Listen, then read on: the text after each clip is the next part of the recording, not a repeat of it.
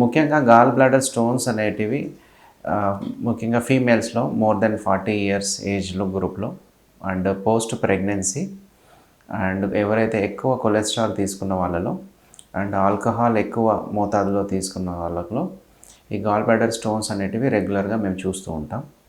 అవే కాకుండా కొంతమంది పిల్లల్లో ముఖ్యంగా ఏంటంటే జన్యుపరమైన సమస్యలు ఉంటే ఎవరికైతే బైల్ ఉత్పత్తి అయిన తర్వాత అది లిక్విడ్ నుంచి సాలిడ్గా మారినప్పుడు అట్లాంటి బైల్ యాసిడ్ మెటబాలిజం మ్యూటేషన్స్ అని అంటాము. అంటే జన్యుపరమైన సమస్యల్లో కూడా చిన్నపిల్లల్లో ఒక్కొక్కసారి గాల్ బ్లాడర్ స్టోన్స్ మనం రెగ్యులర్గా చూస్తుంటాం.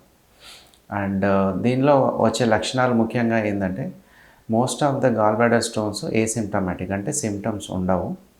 ఒకవేళ సిమ్టమ్స్ స్టార్ట్ అవుతే ముఖ్యంగా వీళ్ళు భరించరాని నొప్పితో, అది ముఖ్యంగా కుడి పక్కన పక్కటెముకల కింది భాగంలో భరించరాని నొప్పితో ప్రజెంట్ అవుతూ ఉంటారు.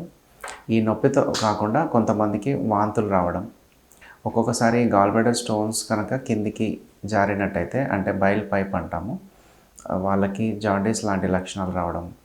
సమ్టైమ్స్ ఈ గాల్ బ్లాడర్ స్టోన్స్ ఇంకా కిందికి వెళ్ళినట్టయితే ప్యాంక్రియాటిక్ డక్ట్ని కూడా బ్లాక్ చేస్తుంటుంది. అట్లాంటి వాళ్ళకి ప్యాంక్రియాటైటిస్ అనే వ్యాధితో కూడా కొంతమంది ప్రజెంట్ అవుతూ ఉంటారు.